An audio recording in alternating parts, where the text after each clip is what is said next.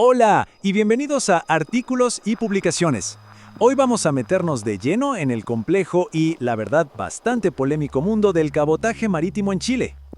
Es una discusión que ha durado más de una década y que por fin parece tener un nuevo capítulo. Pensemos en esto un segundo. Chile tiene una de las costas más largas del mundo. Es una verdadera carretera sobre el mar que podría conectar al país de punta a punta, pero, y aquí viene la paradoja, la usa poquísimo para su transporte interno. Esta es la gran pregunta que ha estado en el centro del debate por años, así que acompáñenme a analizarla. Y para entender la magnitud del problema, las cifras son, reveladoras. Según un estudio de la Dirección de Intereses Marítimos y Medio Ambiente Acuático, la DIRINMAR de este mismo año, solo un 4% de toda la carga que se mueve dentro de Chile lo hace por mar.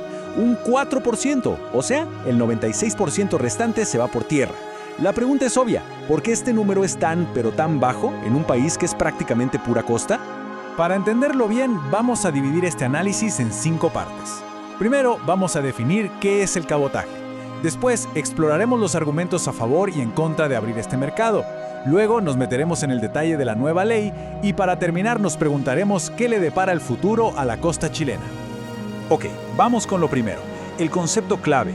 ¿Qué es exactamente el cabotaje? ¿Y por qué ha sido tan crucial en la historia para la integración de un país con una geografía, tan particular como la de Chile? En palabras simples, el cabotaje es el transporte por agua dentro de las fronteras de un país. En Chile, desde 1979, con la Ley de Fomento a la Marina Mercante, esta actividad quedó reservada exclusivamente para naves con bandera chilena. El objetivo era claro, ¿no? Proteger y fomentar una industria naviera nacional que fuera fuerte y soberana. Si miramos hacia atrás, en el siglo XIX el cabotaje era la columna vertebral del desarrollo del país. Pero claro, en el siglo XX llegaron el tren y las carreteras, y el mar fue perdiendo protagonismo.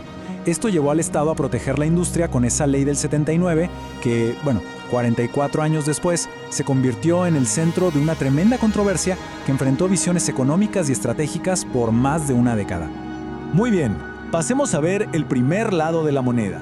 Los argumentos a favor de abrir este mercado a la competencia extranjera.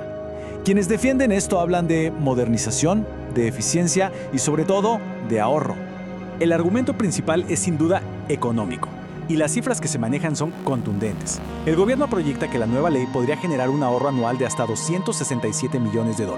De hecho, un estudio de los economistas Claudio Agostini, Ignacio Briones y Benjamín Mordoy, publicado por el Centro de Estudios Públicos y citado por el diario La Tercera, fue incluso más optimista. Estimó los costos de la falta de competencia entre $300 y $400 millones al año. Uno podría preguntarse, ¿de dónde saldría todo ese ahorro? Principalmente de la reducción de tarifas. Se argumenta que con más competencia, los precios de los fletes podrían bajar entre un 20 y hasta un 39%. Un beneficio que en teoría se trasladaría a las empresas y al final de la cadena a los consumidores. Y esta visión pro competencia tiene un respaldo institucional importante. Como podemos leer en esta cita, publicada en la Revista de Marina, el propio fiscal nacional económico, Jorge Grunberg, declaró que una apertura total sería un paso en la dirección correcta para la libre competencia. Pero el argumento no es solo el dinero. Como se detalla en un artículo de El Mostrador, los defensores de la ley señalan otros beneficios clave. Por ejemplo, el medioambiental. El transporte marítimo emite un 70% menos de CO2 que los camiones. El logístico. Se espera sacar unas 700,000 toneladas de carga de las carreteras, lo que ayudaría a descongestionarlas. Y también un punto estratégico. Diversifica la matriz de transporte, haciendo al país más resiliente y, por supuesto, más competitivo. Pero claro, la visión económica no es la única, y aquí es donde el debate se pone realmente intenso. Vamos a explorar ahora los argumentos de quienes advierten sobre los peligros de una apertura indiscriminada. Ellos se enfocan en la soberanía, la seguridad nacional y el empleo. El punto crucial para los opositores es este: la competencia es desigual. Una nave con bandera chilena debe cumplir con las leyes laborales y tributarias del país al pie de la letra, con tripulación 100% chilena, y va a competir contra naves que operan bajo banderas de conveniencia, o sea, barcos registrados en paraísos fiscales con tripulación internacional de bajo costo y regulaciones mucho más laxas. La pregunta que ellos ponen sobre la mesa es, ¿se puede competir así, en esas condiciones? Para advertir sobre los riesgos, la revista de Marina apunta a la experiencia de otros países y el caso de Argentina en los años 90 siempre sale a colación. La liberalización de su cabotaje fue para muchos devastadora. Su principal flota mercante pasó de 61 buques a solo 4. Se perdieron cerca de 30.000 empleos y hoy el país paga unos $5.000 millones al año a empresas extranjeras por este servicio. Un dato para pensar. Y más allá de lo económico, se defiende con fuerza el rol estratégico de la Marina Mercante para la seguridad nacional.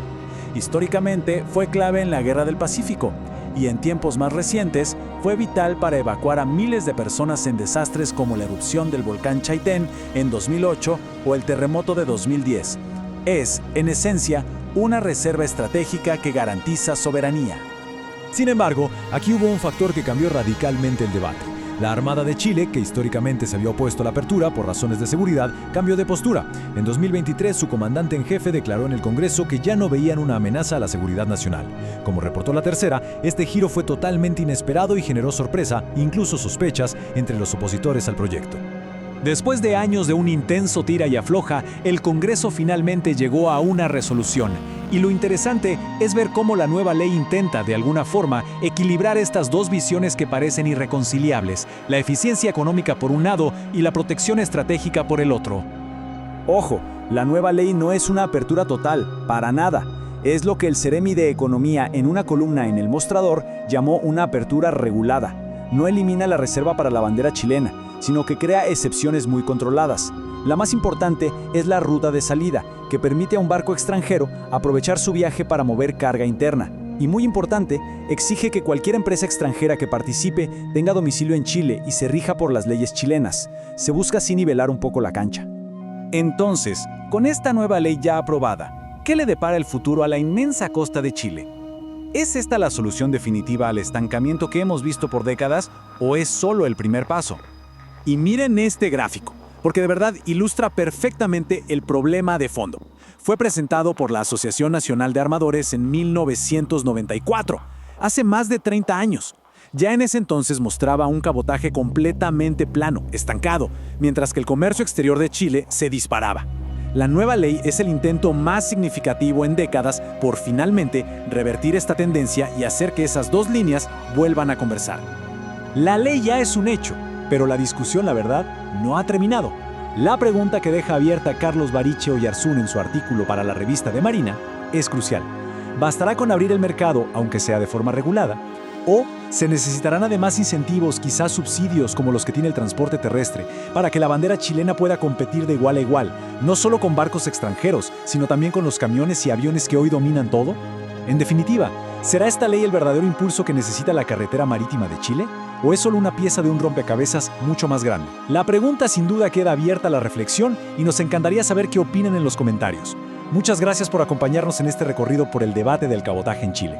No olviden visitar nuestro podcast en Spotify, que también se llama Artículos y Publicaciones, para más contenido a fondo. Hasta la próxima.